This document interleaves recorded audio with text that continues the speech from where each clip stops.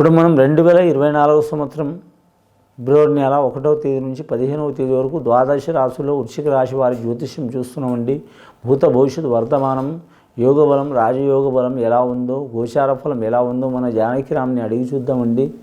జానకిరామ్ వృశ్చిక రాశి వారి జాతకం, ప్రయత్న, యోగం, చదువు, విద్య, ఉద్యోగం, తరించిన పని ఎట్లా ఉంది, అనుకున్న కోరిక అవుతుందా కాదా, నమ్మిన పని జయమే అవుతుందా కాదా, విద్యార్థులకు విద్య విషయంలో ఎలా ఉంటుంది, వ్యాపారస్తులకు ధన విషయంలో ఎలా ఉంటుంది, కళ్యాణం కాని వారి కళ్యాణంలో ఎలా ఉంటుంది, అలాగే ఉద్యోగం చేస్తున్న వారికి ఉద్యోగ విషయంలో ఎలా ఉంటుంది, రాజకీయ నాయకులకు ఎలా ఉంటుంది, సినీ ఇండస్ట్రీ వారికి ఎలా ఉంటుంది, కళాకారులకు ఎలా ఉంటుంది, సెలబ్రిటీలకు ఎలా ఉంటుంది, క్రీడాకారులకు ఎట్లా ఉంటుంది, నమ్మిన వారికి ఎట్లా ఉంటుంది, విద్య విషయంలో ఎలా ఉంటుంది, ఆరోగ్య విషయంలో ఎలా ఉంటుంది, వ్యవసాయ విషయంలో ఎలా ఉంటుంది.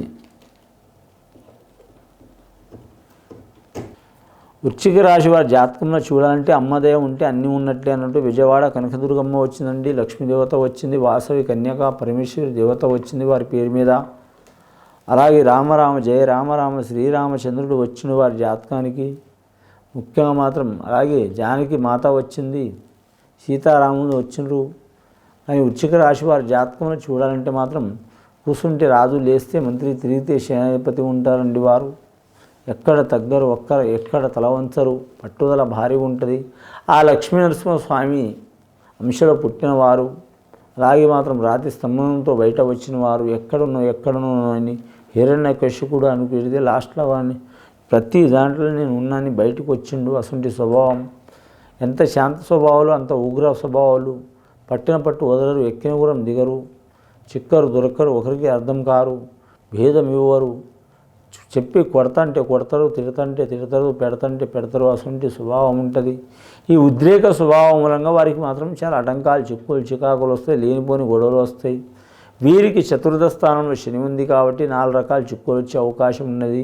ప్రజెంట్ ఆరోగ్య విషయంలో ఇబ్బంది ఉంటుంది. రెండవది కుటుంబ విషయంలో చిక్కు ఉంటుంది. మూడవది మాత్రం నమ్మిన వారు మోసం చేస్తారు. నాలుగవది ధనం ఎంత వచ్చినా నిలబడదు. ఈ సమస్యలు అందరికీ ఉంటాయనుకోవచ్చు, కానీ మాత్రం ఎవరు ప్రాబ్లం వాళ్ళది, ఎవరు గోల వాళ్ళదే అండి. ఈ రాశి వారికి మాత్రం ముఖ్యంగా అనురాధ నక్షత్రం వారికి శుభయోగం ఉంది. జ్యేష్ఠ నక్షత్రం వారికి ఇబ్బంది ఉంది. అనురాధ నక్షత్రం వారికి శనీశ్వరుడు అధిపతి కాబట్టి మాత్రం శని వీరికి అధిపతి కాబట్టి చాలా వరకు శుభయోగం ఉంటుంది. అలాగే శుక్రుడు అధిపతి జ్యేష్ఠ నక్షత్రం వారికి కూడా మాత్రం శుభయోగం ఉంది. కానీ స్త్రీలకు మాత్రం మంచిగా ఉంటుందండి. కళాకారులకు కలిసి వస్తుంది, క్రీడాకారులకు కలిసి వచ్చే అవకాశం ఉంది, పెద్దల ఆస్తి కలిసి వచ్చే అవకాశం ఉంది. వీరి జాతకంలో చూడాలంటే మాత్రం వీరి చేతిలో ఎవరికి డబ్బులు ఇవ్వద్దండి, తీసుకోవద్దండి. ఇస్తే మాత్రం తిరిగి రావు, తీసుకుంటే మాత్రం సామాన్యంగా అవి తీరవండి. డబ్బులు ఇవ్వకపోతే తీసుకోకపోతే ఎలా అని చాలామంది అనుకుంటారు. అత్యవసరమైతే తీసుకోవచ్చండి. చాలా ప్రాణం మీదకి ఉంటే తీసుకోవచ్చు, ఇవ్వచ్చు. కానీ మాత్రం ఒంటి చేత్తో ఇవ్వద్దు. కుడి చేత్తో ఇస్తే మాత్రం తిరిగి రాదు. ఎడమ చేత్తో ఎవరు తీసుకోలేరు కాబట్టి కుడి చేత్తో ఇచ్చేటప్పుడు మాత్రం ఎడమ చేయి ఆ చేతిని మాత్రం ఆనించి ఇవ్వాలి. చాలా వరకు మంచిగా ఉంటుంది వీరి జాతక బలానికి. ఈ వృశ్చిక రాశి వారి జాతకంలో స్వభావరీత్యా చూడాలంటే తేలుగుణం అంటే వీరు అందరికీ కంటే భిన్నంగా ఆలోచన శక్తి ఉంటుంది. వీరికి మేధావితనం చాలా ఉంటుంది. అలాగే మాత్రం వీరు వైద్యశాస్త్రంలో కలిసి వచ్చే అవకాశం ఉంది. విద్యారంగంలో, బోధన రంగంలో కలిసి వచ్చే అవకాశం ఉంది. అలాగే ఇంజనీర్ రంగంలో కూడా కలిసి వచ్చే అవకాశం ఉంది. అలాగే వీరి జాతకంలో చూడాలంటే మాత్రం ముఖ్యంగా కంప్యూటర్ రంగంలో మాత్రం కలిసి వచ్చే అవకాశం ఉంది. పెద్దల సహకారం అయ్యే అవకాశం ఉంది. కానీ మాత్రం వీరి పేరు మీద గత కొన్ని సంవత్సరాల నుంచి పడుతున్న ఇతిబాధలు తొలగిపోయే అవకాశాలు ఉన్నాయండి. చతుర్థ స్థానంలో శని ఉంది కాబట్టి ఆంజనేయ స్వామిని పూజ చేయటం, అలాగే మాత్రం శివుని ఆరాధన చేయటం, అలాగే వీరి జాతకంలో చూడాలంటే అన్నదానం చేయటం. కానీ నల్లని గోవుకు మాత్రం గరికధారణ అంటే నల్లని గోవుకు తినే వస్తువు ఏదైనా పెట్టడం చాలా వరకు మంచిది. అలాగే నల్ల గోవు పూజ చేయటం చాలా వరకు మంచిది. గోధుమవర్ణం కలర్ ఉన్న గోవు కూడా పూజ చేయటం చాలా మంచిది. రాహు, కేతు, శని వీరి దగ్గర స్వభావాలు ఉంటాయండి, చేయటం చాలా మంచిది. శుక్రమహారదశ ఉంటుంది జ్యేష్ఠ నక్షత్రం వారికి. వృశ్చిక రాశి వారి జాతకంలో 20 సంవత్సరాల నుంచి 30 సంవత్సరాలు ఉన్న వారికి ఇబ్బందులు తప్పవండి. 30 నుంచి 40 ఉన్న వారికి మాత్రం తిరుగు ఉండదు. 40 సంవత్సరాల నుంచి పడితే మాత్రం 50 సంవత్సరాల వారికి మాత్రం శుక్రమహారదశ ఉంటుంది కాబట్టి కళాకారులకు మాత్రం తిరుగు ఉండదు. గవర్నమెంట్ పరంగా మాత్రం ఆర్డర్లు రివార్డులు లభించే అవకాశం ఉంటుంది. అంశబలం మంచిగా ఉంటుంది. అలాగే అన్నదమ్ముల సహకారం ఉంటుంది. వీరు ఎంత కష్టపడ్డా ఏదో ఒక ఇబ్బంది వస్తూ ఉంటుంది, జాగ్రత్తగా ఉండాలండి.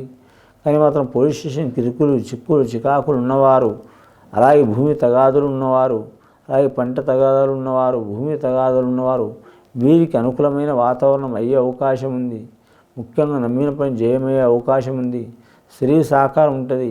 భార్యతో లక్ష్మీ యోగం ఉంటుంది. అన్నదమ్ములతో సహకారం ఉంటుంది. బామతో లాభం ఉంటుంది. కానీ చిన్న పనులు పిల్లలతో కూడా మాట పడాల్సి వస్తే జాగ్రత్తగా ఉండాలి.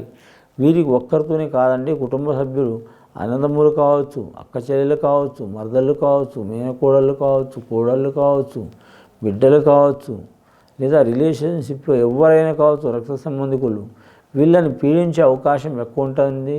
ఆ పీడించే అవకాశం వెళ్ళిపోవాలంటే మాత్రం హే రామచంద్ర అంటూ మాత్రం రాముడికి మాత్రం దర్శనం చేయాలి, శ్రీరామచంద్రుడికి దర్శనం చేయాలి.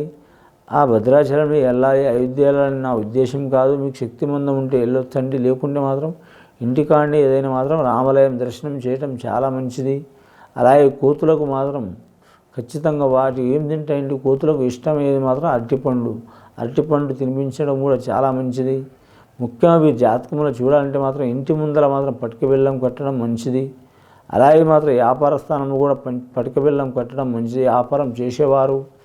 అలాగే వీరు జాతకంలో చూడాలంటే మాత్రం ఇంటి ముందర మాత్రం ఆడవారు కాకుండా మగవారు మాత్రం కరెక్ట్ బలిగుమ్మడికాయ అమావాస్య పగలగొట్టి పక్కన పెట్టడం, పుష్ప కుంకుమ వేసి పెట్టడం చాలా మంచిది. దక్షిణ భాగం ప్రయాణం చేయటం చాలా మంచిది.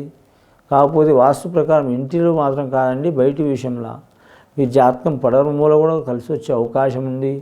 కానీ మాత్రం వయసులో పుట్టిన పిల్లలు, వయసులో వచ్చిన కళ్యాణం, కానీ వయసులో వచ్చిన ధనం జీవితాంతం నిలబడుతుంది అంటారు. చాలా వరకు వీరికి లేటుగా వివాహమైన కూడా కలిసి వచ్చే అవకాశం ఉంటుంది. వీరి జాతకంలో వీరికి తల్లిదండ్రుల సహకారం ఉంటుంది, భార్య సహకారం ఉంటుంది, పిల్లల సహకారం కూడా ఉంటుంది. కానీ వారే వీరిని ఒక్కొక్కసారి మాత్రం ప్రాణం తీసినంత పనులు చేస్తారు. ఆవేశం ఎక్కువ ఉంటుంది వీరి జాతకంలో.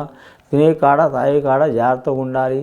అరిషడ్గా వర్గాల్లో జాగ్రత్తగా ఉండాలి. కామం, క్రోధం, లోభం, మోహం, మదమత్సర్యం ఇలాంటి విషయాల్లో కంట్రోల్ చేసుకోవడం మంచిది. మహా ఋషులే చేసుకోలేదు, భగవంతులే చేసుకోలేదు, రాక్షసులే చేసుకోలేదు, కిన్నెర పురుషులే చేసుకోలేదు. మనం మనుషులు ఏం చేసుకుంటామంటే ఏం చేయలేము, ఇలాగే ఉంటాం ఎప్పుడు. కాబట్టి వారు కంట్రోల్ చేసుకోమంటున్నాను నేను. ఎంతవరకు ఉండాలో అంతవరకు ఉంటే చాలా మంచిది.